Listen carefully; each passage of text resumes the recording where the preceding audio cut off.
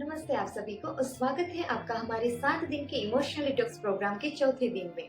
नमस्ते everyone and welcome to the day 4 of our 70 emotional detox program. So today we focus on reflection and insight.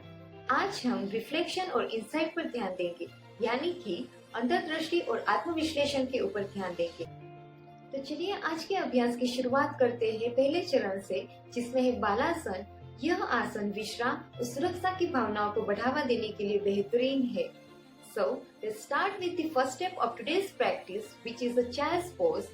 This pose is excellent for promoting relaxation and sense of safety. For child's pose, kneel and sit back on your heels, lowering your forehead to the mat with arms extended. Breathe deeply and hold for 10 seconds, then slowly return to a seated position. बालासन के लिए घुटनों के बल एड़ी पर बैठकर माथे को मैट पर रखें और हाथों को सामने रखें। फिर गहरी सांस ले और 10 सेकंड के लिए इस आसन को बनाए रखें। फिर धीरे धीरे बैठने की स्थिति में वापस आए। अब हम लविंग काइंडनेस मेडिटेशन पर चलते हैं। यह अभ्यास करुणा और सकारात्मक भावनाओं को विकसित करने के लिए होता है। इस अभ्यास से आप खुद पर और फिर दूसरों पर ध्यान केंद्रित करते हैं। इस दयालु विचारों पर ध्यान केंद्रित करके आप दूसरों के प्रति और भी गहरे संबंध और भलाई की भावनाओं को बढ़ावा देते हैं। So next we will move on to loving kindness meditation. This practice is designed to cultivate compassion and positive emotions, beginning with yourself and gradually extending to others.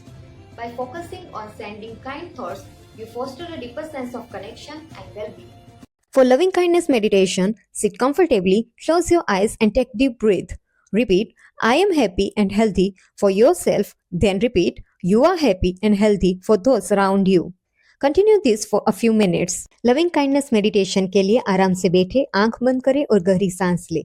मैं खुश और स्वस्थ हूँ, इस विचार को अपने खुद के लिए दोहराए, फिर अपने आसपास के लोगों के लिए भी दोहराए। कुछ मिनटों तक ऐसा करें। अब हम अंत में आत्मचिंतन पूर्ण चलने का अभ्यास करेंगे, जिसमें आप प्रकृति या फिर किसी शांत जगह पर धीरे धीरे चलें और महसूस करें कि आपके पांव जमीन पर कैसे लग रहे हैं।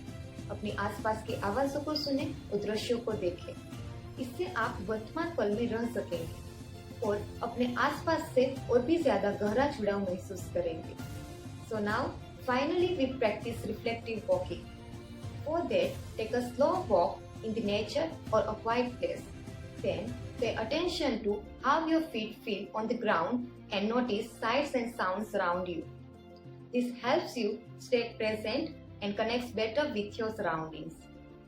So, thank you for joining today's practice. Absorb the insights you have gained today and carry them forward. See you soon. Hari Om.